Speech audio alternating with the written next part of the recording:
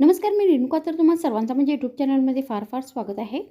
तर तुम्ही मुळ्यापासून बनवलेल्या रेसिपीज तर फार वेळा खाल्ला असाल, पण आज मी तुम्हाला मुळ्यापासून बनवलेली एक फारच रुचकर अशी रेसिपी बनवून दाखवणार आहे.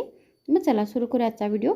मी ही रेसिपी बनवण्यासाठी सर्वात आधी आपल्याला एक मुळा घ्यायचा आहे आणि तो स्वच्छ धुवून त्याची सगळी साले काढून घ्यायची आहेत. त्यानंतर हा मुळा आपल्याला आता गोल गोल पीसेसमध्ये कट करायचा आहे.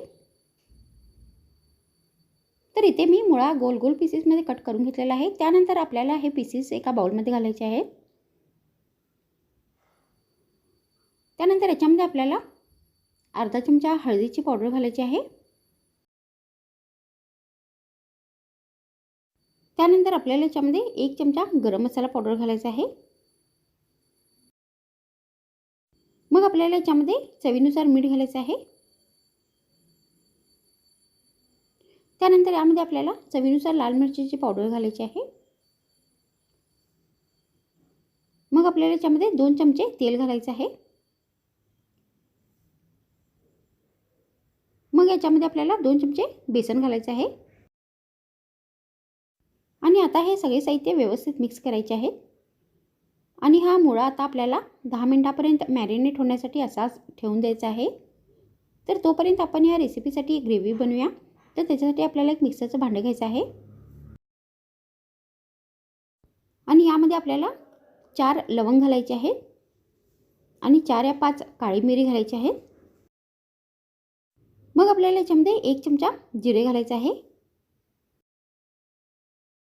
त्यानंतर याच्यामध्ये आपल्याला अर्धा चमचा मेथी दाणे घालायचे आहेत.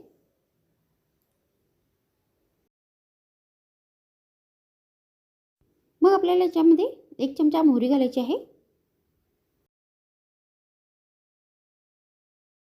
मग आपल्याला याच्यामध्ये अर्धा कप बारीक चिरलेली कोथिंबीर घालायची आहे. त्यानंतर याच्यामध्ये 5 या 6 लसूणच्या पाकळ्या घालायच्या आहेत. मग आपल्याला याच्यामध्ये एक बारीक चिरलेला कांदा घालायचा आहे. आणि आता या सर्व साहित्यामध्ये अर्धा कप पाणी घालून याची एकदम बारीक पेस्ट बनवून घ्यायची आहे. तर मी इथे पेस्ट बनवून घेतलेली आहे. आणि आता इथे मुळा पण व्यवस्थित मॅरिनेट झालेला आहे. त्यानंतर याच्यामध्ये आपल्याला परत 1 चमचा तेल घालायचं आहे आणि या सर्व साहित्यांना व्यवस्थित परत मिक्स करायचं आहे. मग ही रेसिपी बनवण्यासाठी आपल्याला गॅसवर एक भांडे ठेवायचे आहे आणि यामध्ये अर्धा चमचा ओवा घालायचा आहे.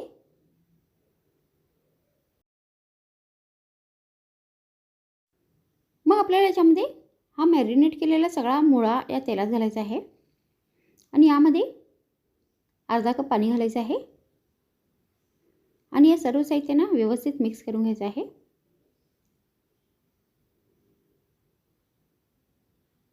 त्यानंतर याच्यामध्ये ही वाटलेली जी ग्रेव्ही आहे ती घालायची आहे आणि परत या सर्व साहित्यांना व्यवस्थित मिक्स करायचं आहे. आणि आता या भाजीवरती एक प्लेट ठेवून ही भाजी आपल्याला 5 मिनिटांपर्यंत शिजवून घ्यायची आहे.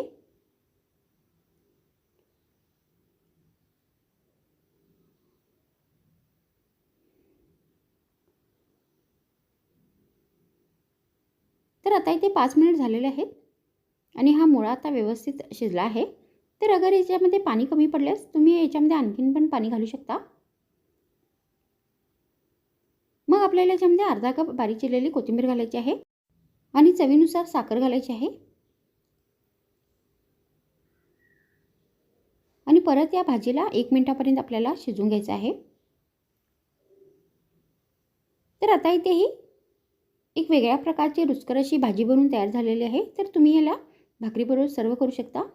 तर मग आजच्या व्हिडिओमध्ये इतकेच. पुन्हा भेटूया आणखीन एक नवीन व्हिडिओमध्ये. तर मग थँक्स फ्रेंड्स वॉचिंग माय व्हिडिओ.